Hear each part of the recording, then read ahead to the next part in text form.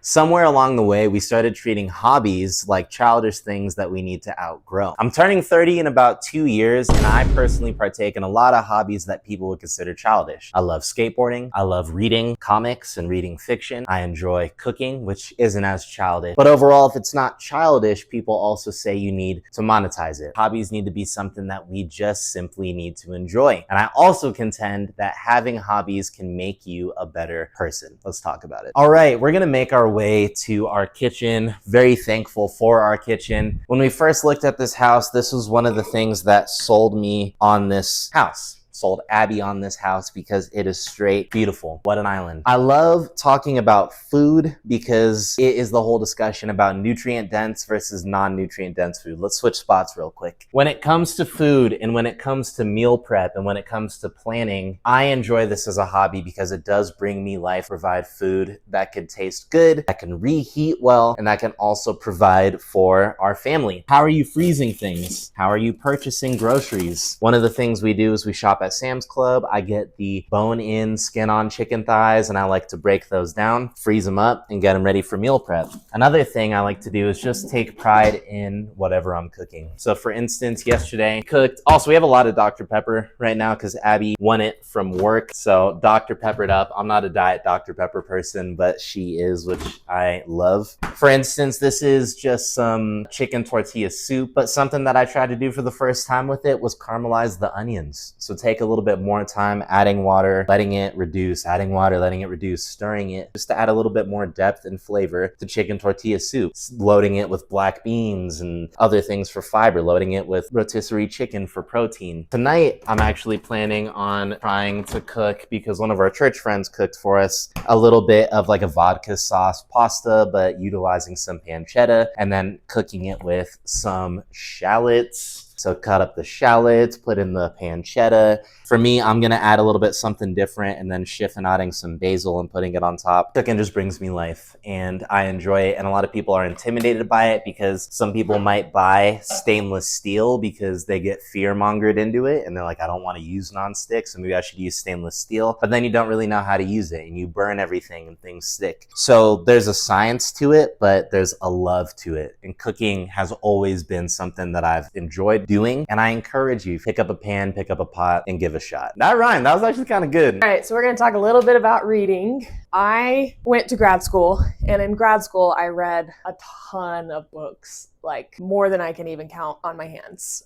Each semester is probably like 15 books or something like that. I got burnt out. So from elementary school all the way through grad school, I was nonstop in school, always reading things for school. And so after grad school, I was like, I'm not reading for a while. But then a couple years later, I was like, okay, I want to get back into it, but I don't know where to start. I've never like read for fun as an adult. So I started back at the basics.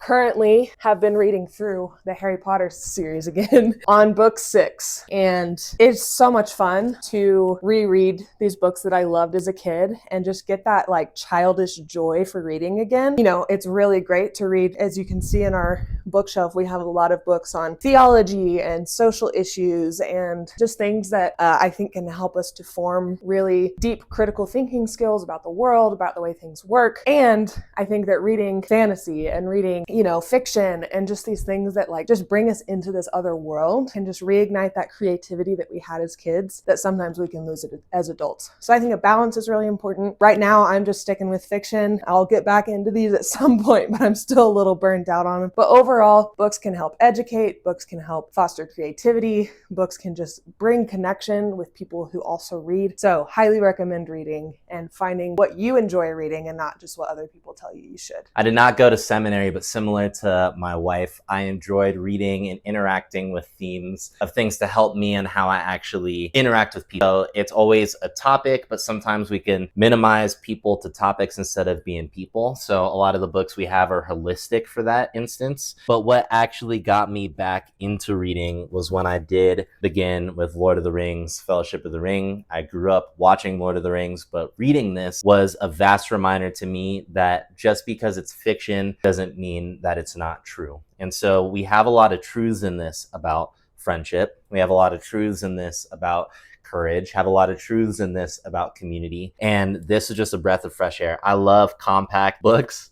hand for scale. I love compact books, and this was a nice hefty one. Honestly, I'd say The Hobbit is my favorite, and then Two Towers is my favorite. So Hobbit is my favorite in general, but then out of the trilogy, technically one book, my favorite is Two Towers. But that was just such a great reminder of what fiction can do. John Williams' Stoner, same thing. This is just not at all what I would anticipate, but the prose is wildly profound, even though it is extremely ordinary. Reading is power. So for our nieces and nephews, for our future children, to read and to be knowledgeable is very powerful. But you don't have to do that just by doing self-help books. You don't have to just read David Goggins or read these other authors where it's like, this is how you monetize, this is how you get better, this is a self-help. You could find the truths in the same way in fiction, and it could be a whole heck of a lot more fun sometimes, which I think helps us in our creativity, helps us in our consistency. I love it. Rest in peace to Sly's arm.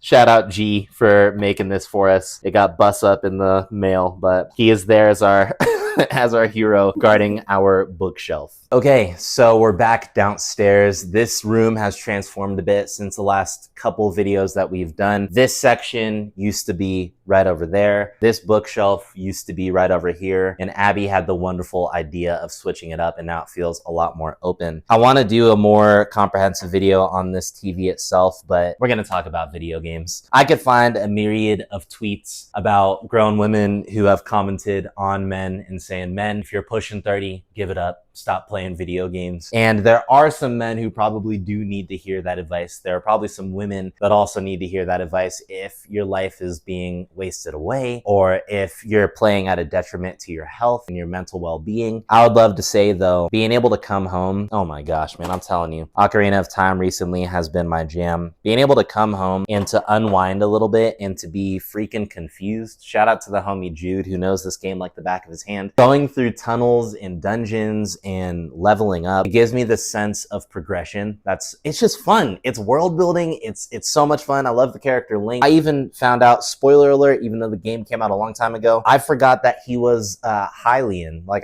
you know, it's funny me talking about this and Abby not knowing what the heck I'm talking about here, but like having these reveals and having this world building and having just a really bad frame rate and just enjoying it the whole time is a reminder to me about how simple video games can be, but how profound it is to lower my day. I worked hard. I get to come home. I get to see my wife, and then we get to have this proximity because a lot of the time she'll be sitting over there hanging out. I'll be sitting over here. So we have this sense of quality time together, even though we're doing our own independent, different things. And recently it has been the retro spin, which has been so much fun. When I tell people that I play video games, it's usually pretty shocking for people. I feel like while there are female gamers out there, there's a very specific like stereotype of what that means. And I think that video games are just as much for women as they are for men. I have really enjoyed getting back into video games over the past few years. I grew up with an older brother who introduced me to a lot, and I was in like middle school playing Call of Duty, you know, games like this that just don't seem like they would fit me.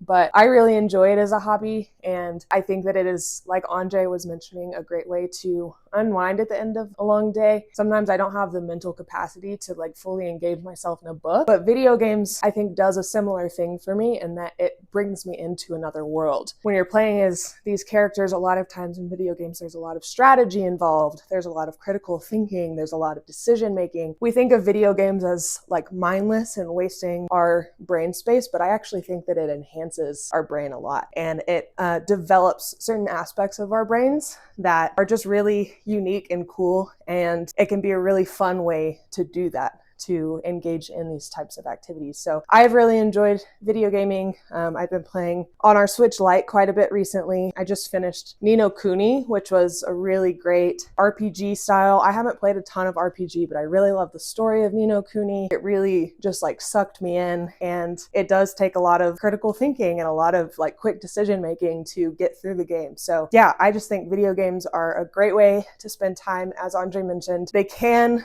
suck you in and they can become addictive. And so I think as long as you're balancing it with other hobbies, with your relationships, making sure that it's not priority of your life, but really sitting where it's supposed to be, it can be a great way to enhance aspects of your day-to-day. The final activity, it's skateboarding. This is one that can feel juvenile, or many people say if you're pushing 30, you should not be skating, you shouldn't be rollerblading. I think you just need to have confidence in whatever hobby you enjoy. Other thing to mention too is forbid a man enjoy his hobby and get good cardiovascular health workout while doing it. Skating keeps me active, skating keeps me creative, and skating is a whole heck of a lot of fun. Abby and I would both love to hear what hobbies everyone else does, so please leave it in the comments. What is it that you like to do, and how are you not monetizing off of it? Please let us know your favorite hobbies below, and we will hear from you next time. I'm gonna end you off with the tray flip. Let's get it.